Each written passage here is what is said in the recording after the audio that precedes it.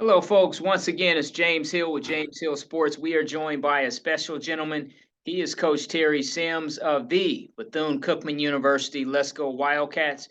First and foremost, Coach, I hope you, your family, and the Wildcats Nation is well and safe and sound. How are you, sir?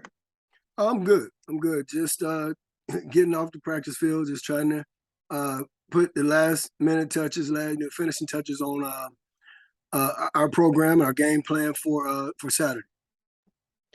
Coach, talk a little bit about the Wildcats fall football training camp, what it was like. Student athletes are in there, and I'm sure they're giving all they can. But just take us into the camp this season and what it's been like so far. Actually, our camp was spirited. It was great. I think after a rough season last year, our guys came back in spring practice and practiced well. We added a few new pieces for the spring.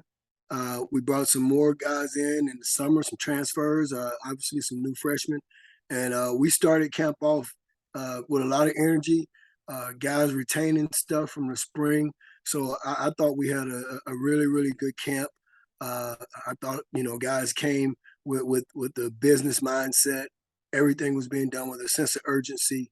I was just impressed, and I was pleased with the effort.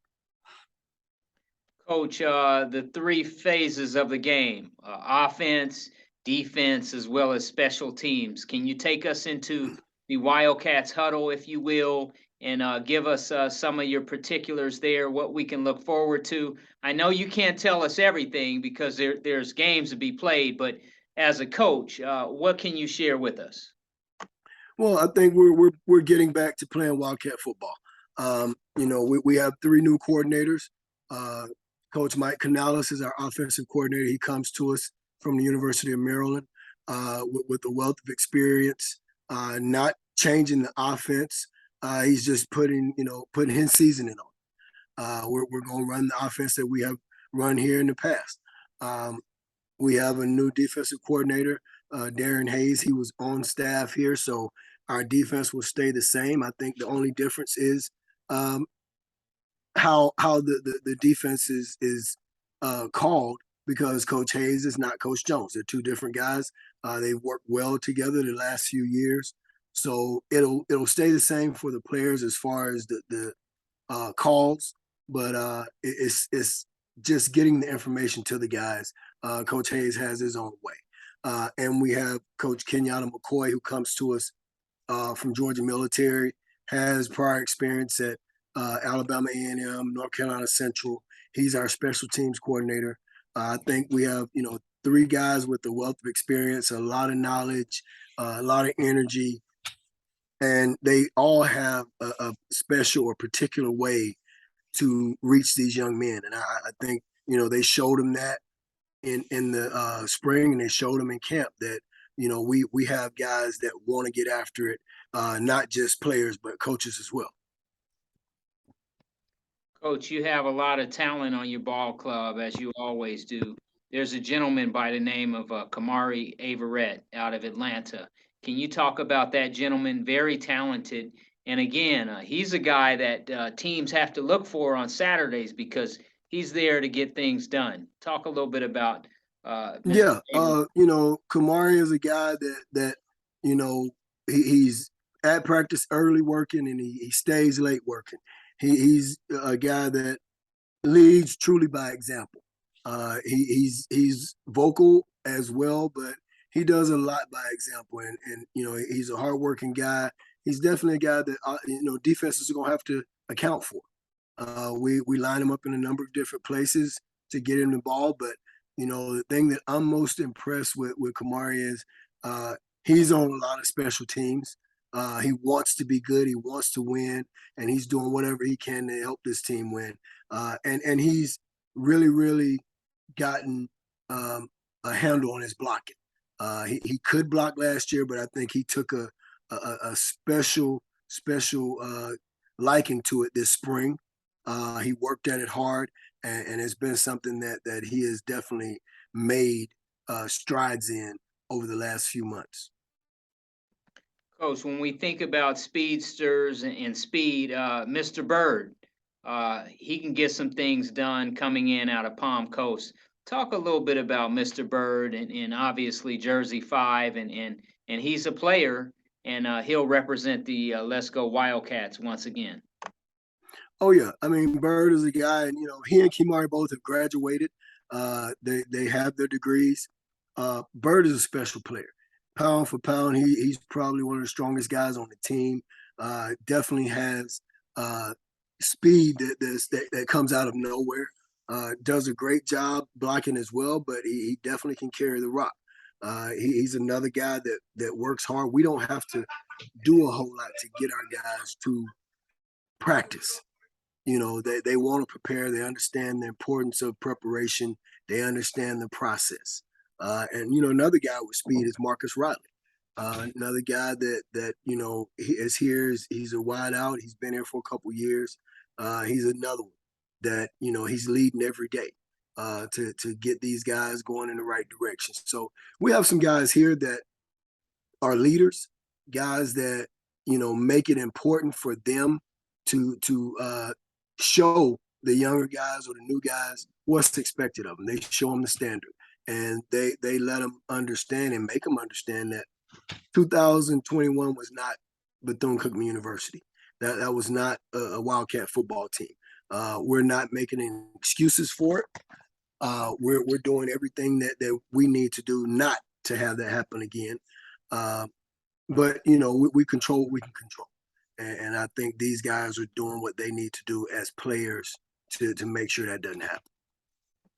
Coach, I covered your football program for a number of years. There's a gentleman named Jimmy Robinson, the All-American. He has a brother that's a part of the team, Jimmy Robinson III. Can you talk about that gentleman again?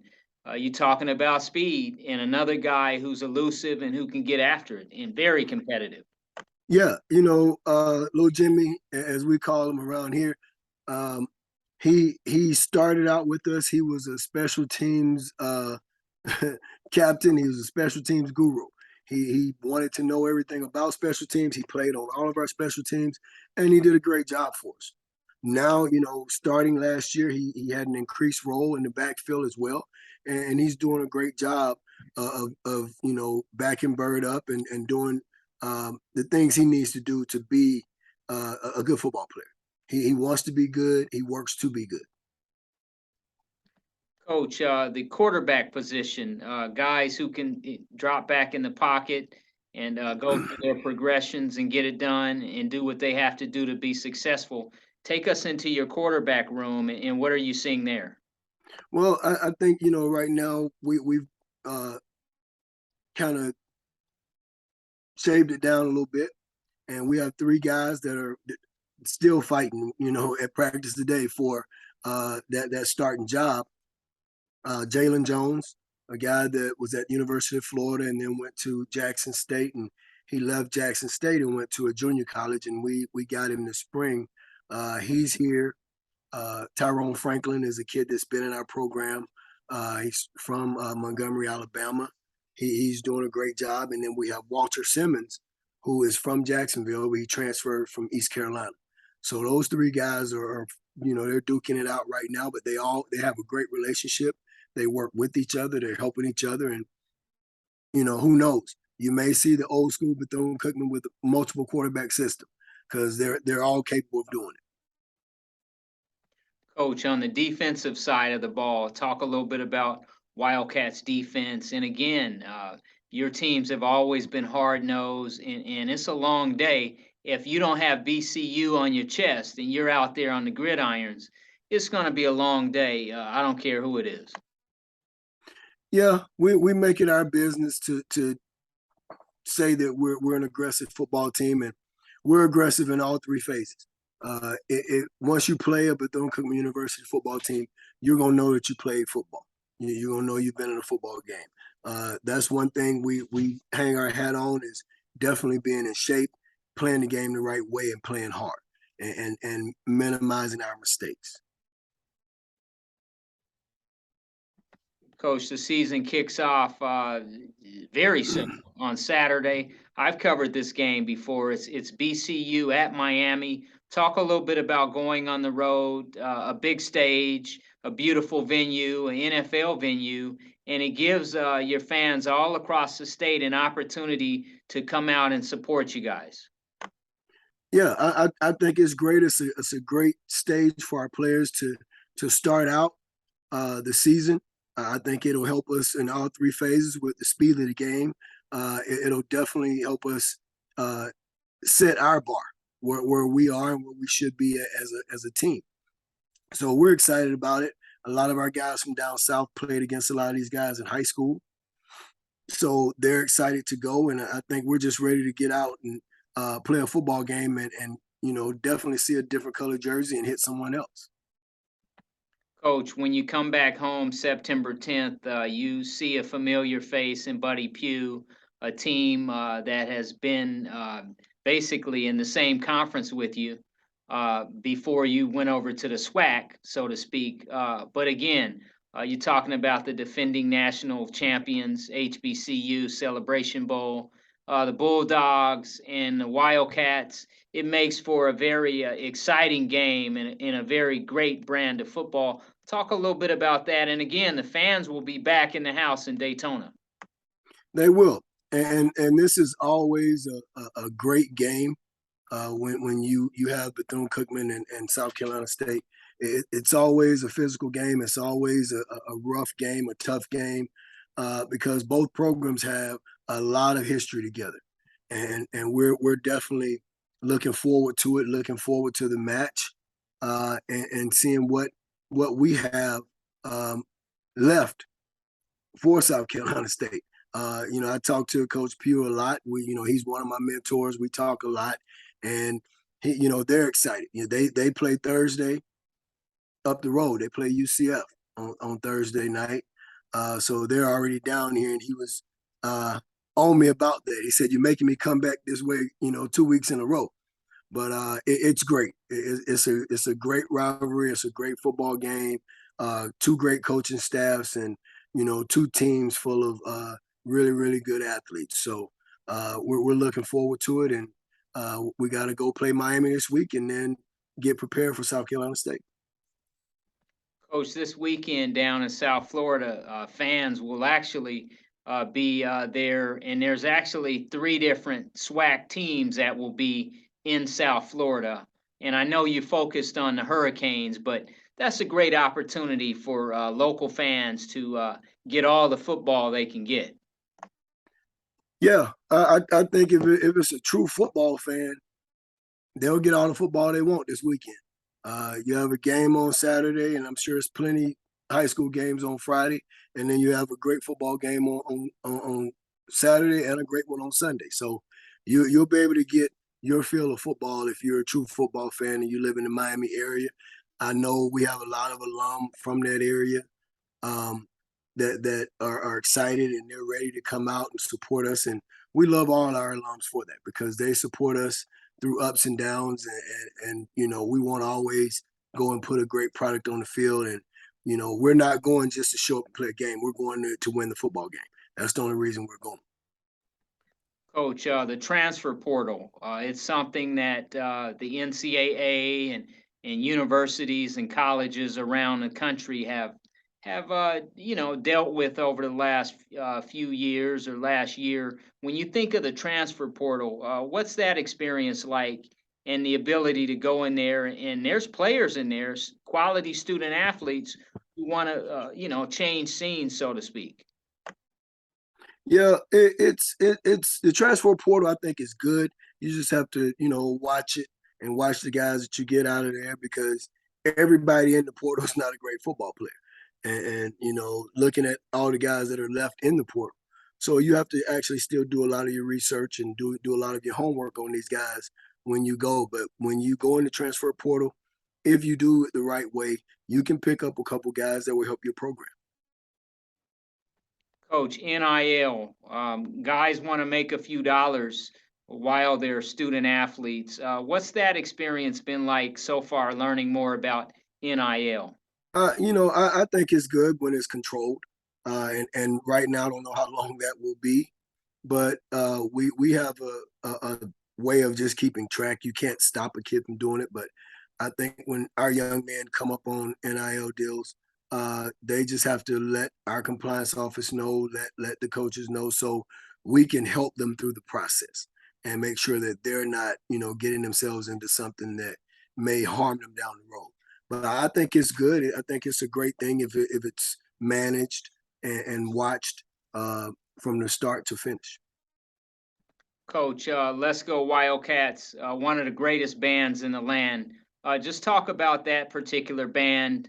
And again, anytime people see you guys play, more than not, the band is there and they can play at a high level. Yeah, I mean, I can't say enough great things about Donovan Wells and the band because they're behind us all the time. They're cheering us on. They're playing music. They're hyping our players up. They're hyping the fans up. I love our band. Wouldn't want to be anywhere without them. So always have great things to say about them. Always want to have our band around because they do a great job of keeping us upbeat, up tempo, and keeping somebody noisy on our side. So we like that. Coach Sims, HBCU football has been around since the 1800s. There's a lot of people, looking at HBCU, but like I said, it's always been here. Talk a little bit about where you feel HBCU football is. It's in a great place, and again, it's a beautiful thing. But just tell us how you feel about it and what it's like to coach at that level. Well, I mean, HBCU football. I'm an HBCU product. Had my times at PWIs, but I'm an HBCU product, and I've coached at a number of HBCUs: Howard University, Texas Southern, Prairie View A&M. I've had my go at HBCUs. Had great times at every HBCU I had opportunity to work at, and my kids grew up on HBCU campuses. So it's been a great time for me, great opportunity for my family, great opportunity for just me to be engaged with certain coaches. And I've met a lot of great friends at HBCUs.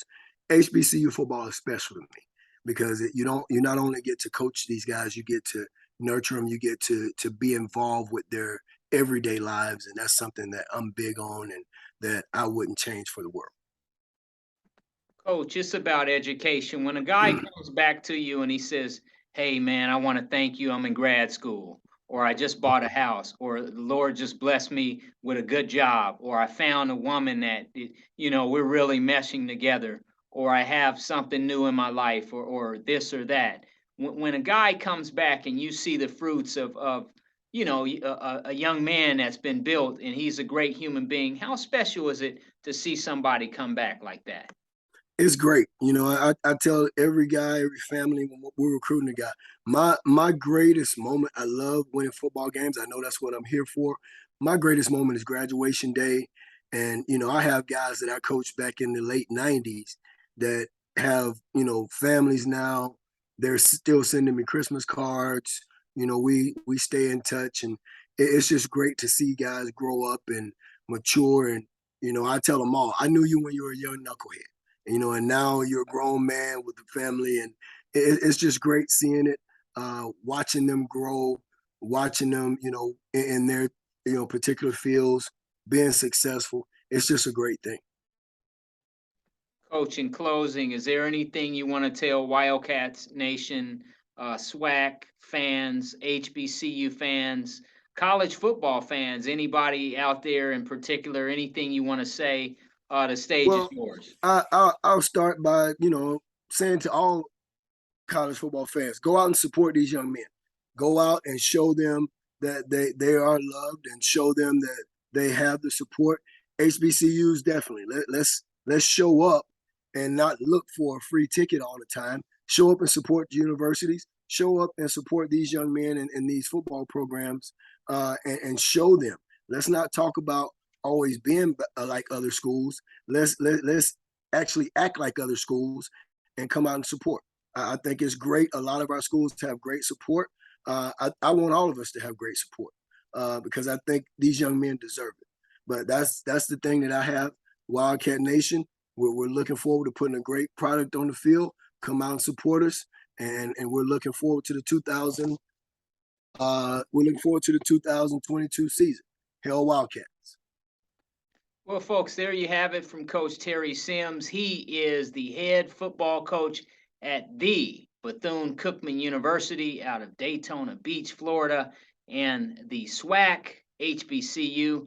I'm James Hill. You're watching James Hill Sports, and we will be right back.